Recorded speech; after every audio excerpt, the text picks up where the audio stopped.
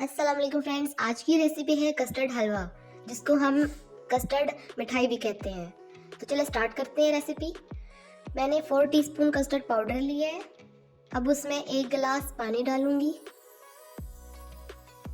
और अच्छे से हम इसको मिक्स करेंगे जल्दी जल्दी, नहीं तो इसमें गुठलियाँ बन जाएंगी और ख़राब हो जाएगा। अच्छे से मिक्स करें। आप अपनी मर्ज़ी से जितना चाहें आप कस्टर्ड ले सकते हैं, जितना आपको बनाना होगा। तो मैं यहाँ पे अब पैन लूँगी जो कि नॉन स्टिक है। अब इसमें मैं आधा कप चीनी डालूंगी और 1 गिलास, बल्कि हम इसमें 1.5 गिलास पानी डालेंगे। 1.5 गिलास पानी हो जाएगा। तब इसे अच्छे से हम मिलाएंगे और थोड़ी देर बाद ये उबलना शुरू हो जाएगा हमारा शीरा। अब मैं इसमें 1 नींबू का रस डालूंगी। ये नींबू इसलिए डालते हैं ताकि इसमें ऊपर उसके शीरे के ना जमे ना, फिर जब कस्टर्ड हलवा बन जाएगा फिर जमे ना। तो यहाँ पे मैंने दोबारा से कस्टर्ड को एक दफ़ा फिर चम्मच में हिला लिया है और अब मैं आहिस्ता आहिस्ता थोड़ा थोड़ा करके शीरे में डालूंगी और हिलाऊंगी। आपने थोड़ा थोड़ा करके डालना है, जैसे ये मैं डाल रही हूँ इस तरह ये डालना है आपने, बिल्कुल थोड़ा थोड़ा करके, और हिलाते जाना है। चम्मच आपने छोड़ना नहीं है। तो अभी मैं ये पूरा दोबारा डाल रही हूँ और अच्छे से हिला रही हूँ, इसे मिक्स कर रही हूँ।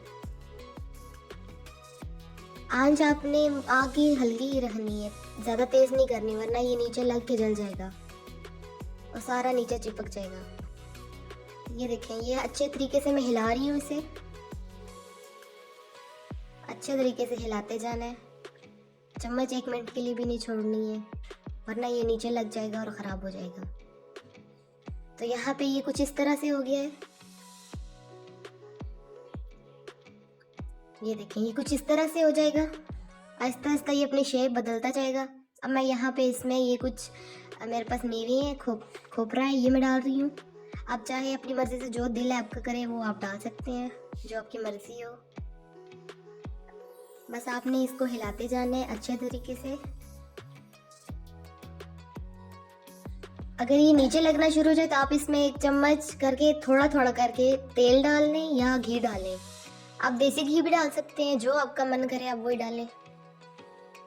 आपने बस अच्छे तरीके से हिलाते जाना है और आग को तेज़ नहीं करना है, आग को आहिस्ता ही रखना है। आपने अच्छे तरीके से इसे हिलाना है,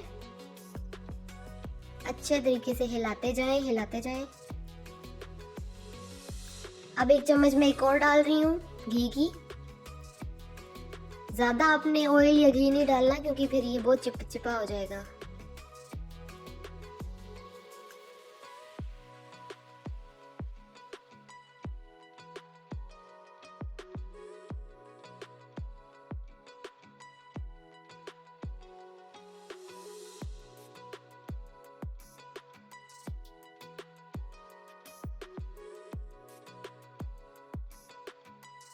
ये कस्टर्ड हलवा बहुत ही मज़ेदार लजीज बनेगा। ये बच्चे भी खा सकते हैं, बड़े भी खा सकते हैं। ये कुछ इस तरह से हो जाएगा फ्रेंड्स, ये देखें ज़रा, इसकी शेप कुछ इस तरीके से हो जाएगी।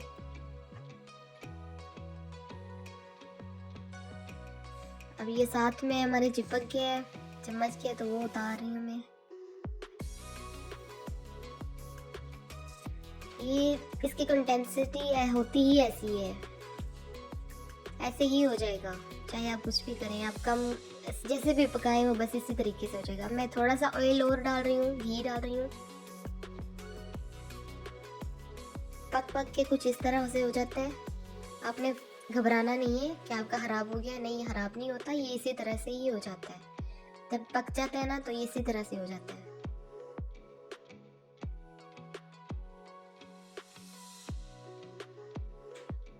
अब मैंने यह अलग एक बर्तन लिया है। अब इसको हम घी से ग्रीसिंग कर लेंगे,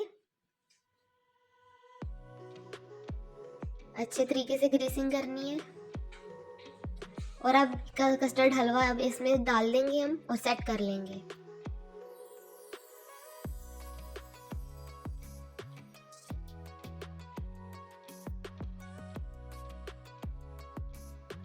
अब अच्छे तरीके से इसको सेट करना है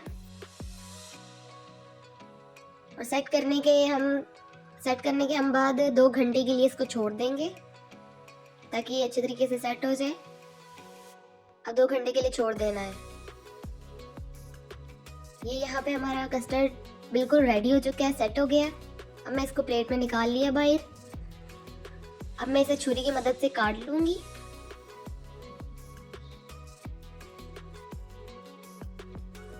आपने भी इसी तरीके से काटना है, जैसे मिठाई नहीं होती, बर्फी होती है, इस तरह से हम इसे काटेंगे। आपके पास जो भी बर्तन है, जो भी चीज़ है, आप उसमें डाल के सेट कर लें, वो उसी शेप में आ जाएगा। ये देखिए फ्रेंड्स, ये हमारी मिठाई कुछ इस तरीके से बनी है। बहुत मज़ेदार बनी है, बहुत ज़्यादा। मेरे सारे बच्चों ने सारी मिठाई खा ली है। आप भी घर में बना के अपने बच्चों को ज़रूर दें। आप इसको आपका जो दिल करे आप उसी चीज़ से इसको सजा लें। ये यहाँ पे हमारा कस्टर्ड हलवा तैयार है। आप भी घर में बनाएं ज़रूर ट्राई करें और मुझे कमेंट सेक्शन में बताएं। शुक्रिया।